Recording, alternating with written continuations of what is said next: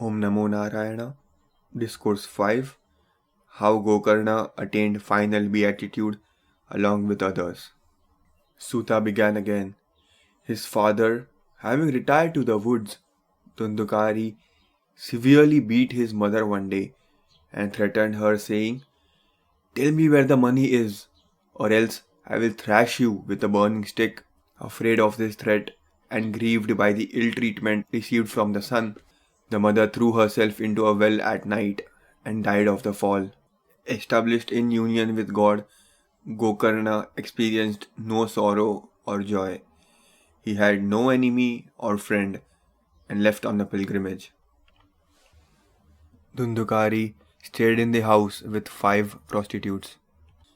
His understanding having been confounded by his anxiety to maintain them, he began to perpetrate the most heinous acts.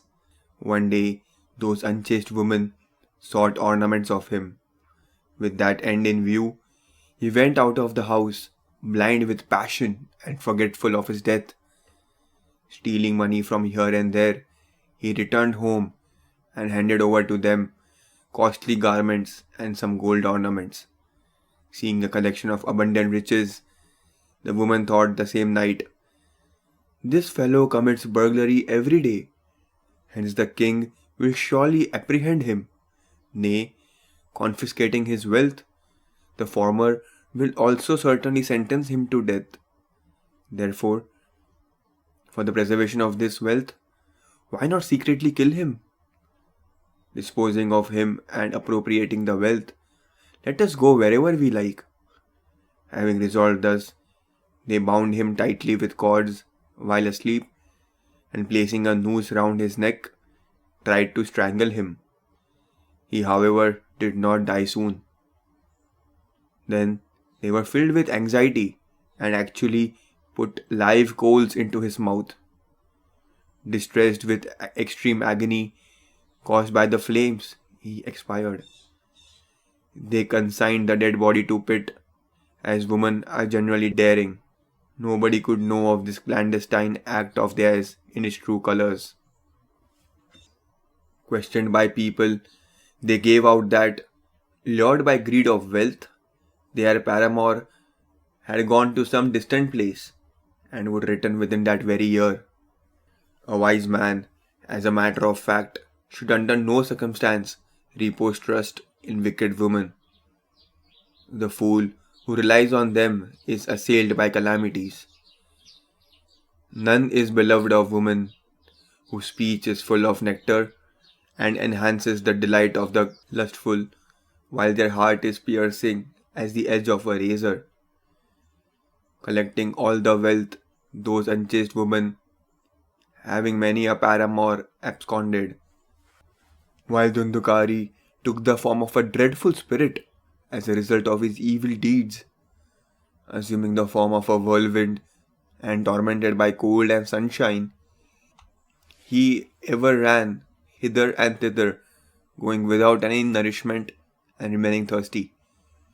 Repeating the words, "Ah, goodness," he found no protection anywhere. After some time, Gokarna learnt from the people that he had died.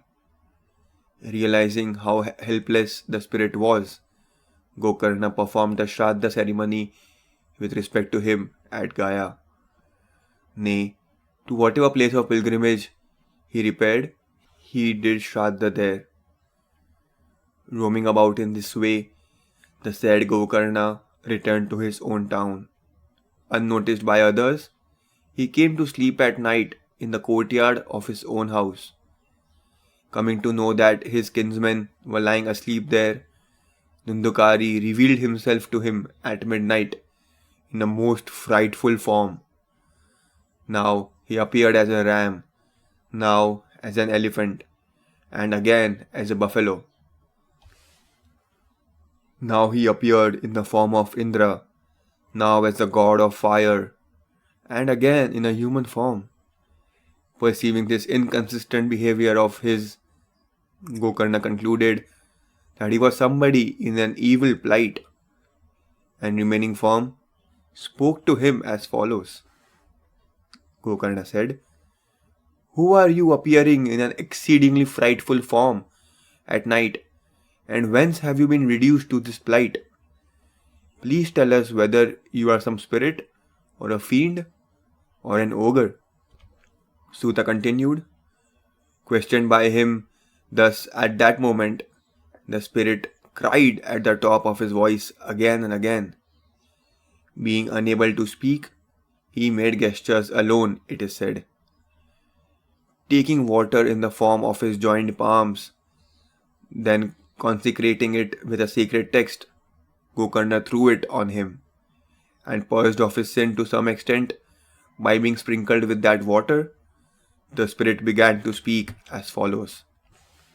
The spirit submitted, I am no other than your own brother, Dhundhukari by name. The status of a Brahmana was forfeited by me through my own fault. Numberless sins were committed by me, revolving in the plane of rank ignorance. I killed many men, and as such was, in my turn, tortured to death by public women. Attaining the form of a spirit in consequence of this, I am undergoing a miserable plight. As my sinful deeds are fructifying now, as ordained by Providence, I subsist on the air alone. O friend, O brother, ocean of compassion as you are, redeem me soon. Hearing his appeal, Gokarna forthwith spoke to him as follows. Gokarna said, Oblation in the form of balls of cooked rice, etc., has been made by me for your benefit in accordance with the scriptural ordinance at Gaya. It is a matter for great surprise to me how you have not been liberated in spite of that. If no redemption has been brought about even through Shraddha at Gaya, there is no other remedy in this behalf, I am afraid. Point you out in detail, O Spirit, what should be done by me now? The Spirit submitted, My redemption will not be brought about, even through hundreds of Shraddhas done at Gaya. Think you of some other remedy now. Gokarna was struck with wonder to hear that reply of his, and said, If your redemption cannot be brought about, even through hundreds of Shraddhas done at Gaya, your liberation, I am afraid, is impossible. Nevertheless, at present, O Spirit, stay in your abode free from fear. Pondering over this question, I shall do something conducive to your liberation. As instructed by him, Dhundhukari departed thence to his own abode. Gokarna taxed his brain over the problem the whole night, but could not strike upon any expedient. Seeing him come, people called on him in the morning out of affection. He related to them all that had occurred the previous night and how men of learning, those established in yoga or the union with God, enlightened souls and exponents of Veda, even though they ransacked heaps of sacred books, did not see his liberation through any expedient. Thereupon, on the question of his liberation, the verdict of the sun god was accorded the supreme place by all. Gokarna, they say, then arrested the movement of the sun god by virtue of his self-discipline. He prayed to the god as follows. Hail to you, O witness of the universe! Pray, tell me the means of release concerning Dhundhukari. Hearing this, the sun god spoke distinctly from afar as follows. Mukti will follow from Srimad Bhagavata. Give a complete reading to it in the course of a week. This pious exhortation of the sun god was, as a matter of fact, clearly heard by all.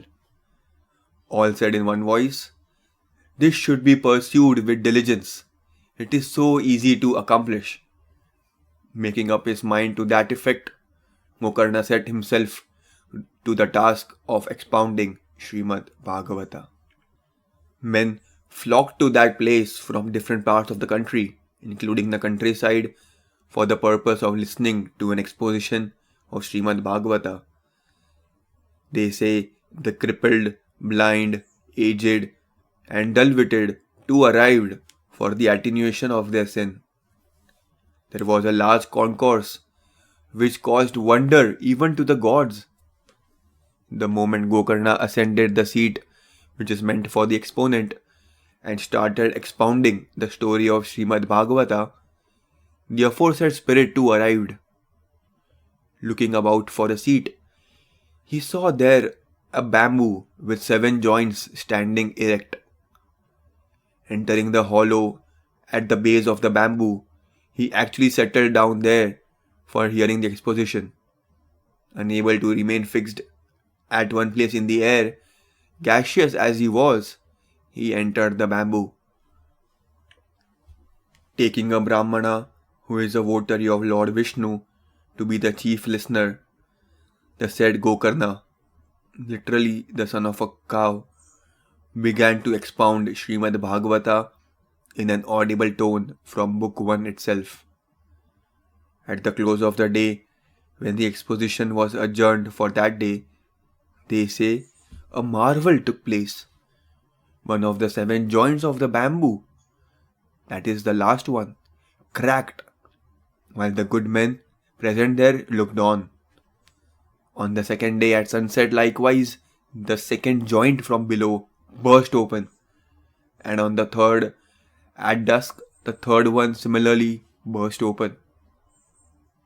Having burst open in this way, the 7 joints of the bamboo in 7 days, the spirit shed the form of a spectre through the hearing of all the 12 skandhas of Srimad Bhagavata. He appeared in a divine form, dark brown like a cloud, clad in yellow silk, adorned with the strings of tulsi beads, wearing a diadem on his head, and decked with a pair of alligator-shaped earrings. He presently greeted his brother Gokarna and addressed him as follows. Out of kindness, O brother, I have been rid by you of the deluded form of a spectre. Blessed is the exposition of Srimad Bhagavata, which drives away once for all the agony a spectre is heir to. And praiseworthy is the 7 days reading of Srimad Bhagavata, which bestows on the hearers as its reward an abode in the realm of Sri Krishna. When a 7 days reading of Srimad Bhagavata is at hand, all the sins shudder to think that the contemplated exposition will bring about their dissolution apace. Even as a fire consumes all kinds of pieces of wood, whether moist or dry, small or big, so does a 7 days hearing of Srimad Bhagavata eradicate all kinds of sin, whether recent or of long standing, minor or major, and perpetrated in thought, word, or deed. It has actually been declared by the wise in an assembly of the gods that the birth in this land of Bharatavarsha of men who fail to hear the story of Srimad Bhagavata is fruitless. If one does not get to hear an exposition of Srimad Bhagavata, which is the scripture associated with the name of Sri Shuka, of what avail is this unstable body, maintained through excessive fondness, nourished well, and made stronger? The body is supported on a column of bones, held together by a network of nerves and tendons, mortared with flesh and blood, and covered all over the skin. Nay, it is full of bad smell, being a receptacle of urine and feces. It is ever afflicted with old age, sorrow, and metamorphosis. Is the home of diseases, frail, difficult to satisfy, hard to maintain, corrupt, faulty, and momentary.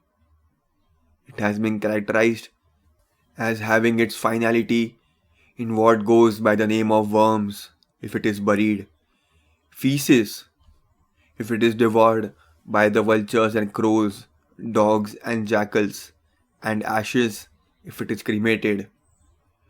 Why then should one not perform with this unstable body action leading to immortality?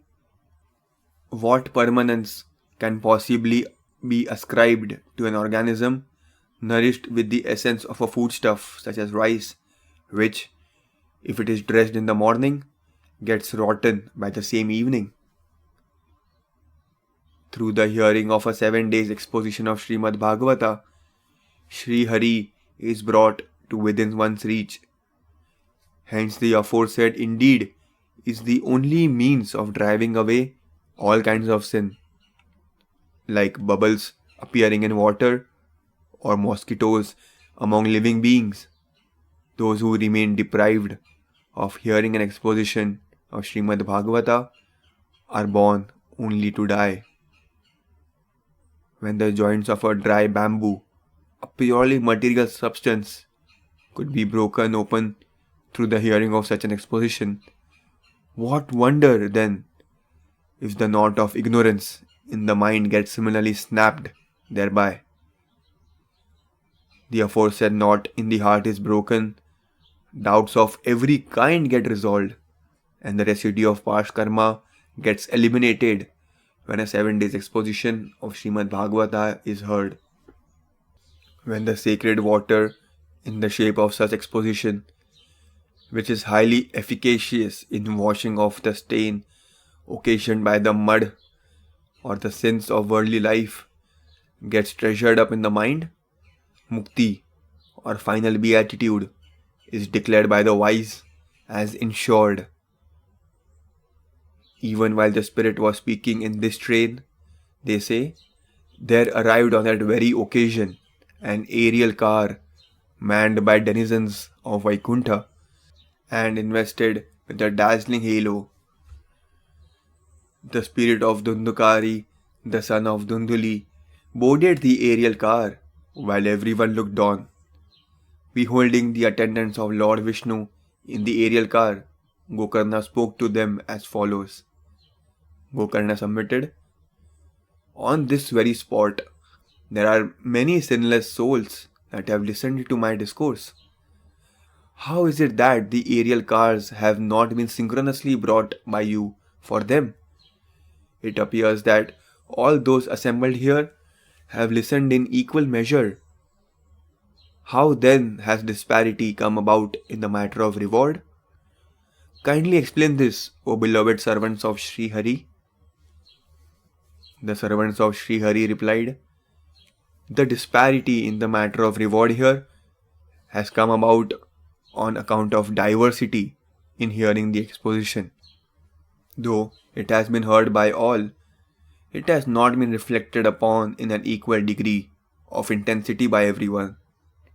Therefore, has this disparity resulted in the matter of reward in spite of their common devotion in the shape of hearing the Lord's stories, O bestower of honor on others? The exposition was heard by the spirit of Dhundhukari while abstaining from food and drink for 7 days and nights together. Cogitation, etc. was also thoroughly done by him with a composed mind. Infructuous is spiritual wisdom which is not firmly rooted. Hearing of scriptures is marred through listlessness. Counsel which is received with a doubting mind is lost. And fruitless is the muttering of a sacred text done with a restless mind. Damned is a tract of land destitute of devotees. Food offered for the benefit of a departed ancestor or relative to an unworthy recipient is lost. A gift made to one not versed in the Veda goes in vain, and a race which is devoid of good conduct is ruined. Faith in the words of a preceptor, the thought of one's wretchedness, the subjugation of one's mental aberrations, and unfaltering devotion to the hearing of Srimad Bhagavata. If these and other such virtues are accomplished, then alone is the hearing of Srimad Bhagavata efficacious. At the end of a second hearing of this scripture, all will surely attain an abode in Vaikuntha. Lord Sri Krishna, who is the protector of cows, will personally take you, O Gokarna, to Goloka, his divine realm. Saying so, they all ascended to Vaikuntha, the divine realm of Lord Vishnu, chanting in a chorus the names and praises of Sri Hari. In the month of Shravana, roughly corresponding to July of the English calendar, Gokarna gave an exposition of Srimad Bhagavata according to the same procedure in the course of a week, once more, and they all heard it again. Now hear, O Narada, what happened at the end of the exposition. Sri Hari appeared, they say, along with his devotees in a number of aerial cars. Shouts of triumph and greetings issued from many lips on that occasion. Out of delight, Sri Hari himself blew his conch Panchajanya on that spot, and closely embracing Gokarna, Sri Hari gave him a form similar to his own.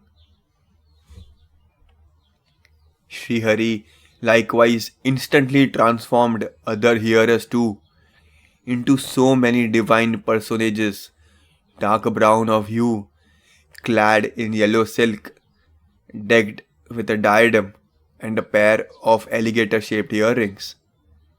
All living beings that were present in that village, including dogs and men belonging to the pariah class, they too were given a seat in the aerial cars by the grace of Gokarna on that occasion.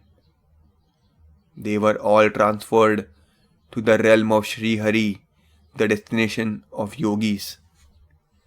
Delighted to hear the exposition of Srimad Bhagavata, the aforesaid Sri Krishna, the divine cowherd, who is so fond of his devotees, ascended with Gokarna to his divine realm, Goloka, so dear to cowherds. Even as the residents of Ayodhya accompanied Sri Ram to his divine realm Saketa in the former days, so were they transplanted to Goloka, which is so difficult even for the yogis to attain.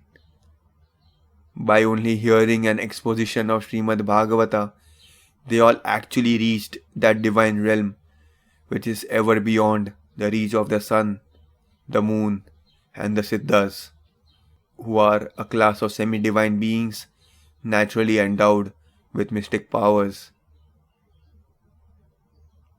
What shall we tell you on this occasion about the glorious rewards that are earned by hearing the stories forming part of Srimad Bhagavata according to the procedure of a 7-day sacrificial session?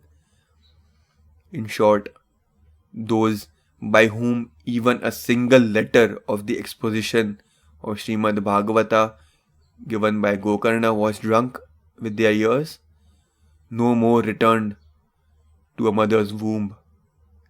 People undoubtedly attain by hearing a 7 days exposition of Srimad Bhagavata that destiny which people cannot attain by living on the air, water, or dry leaves and emaciating the body.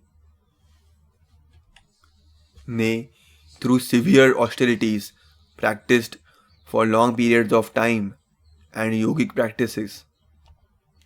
Staying in Chitrakoot, the great sage Sandilya too reads out this sacred story while immersed in the bliss of oneness with Brahma, the Absolute.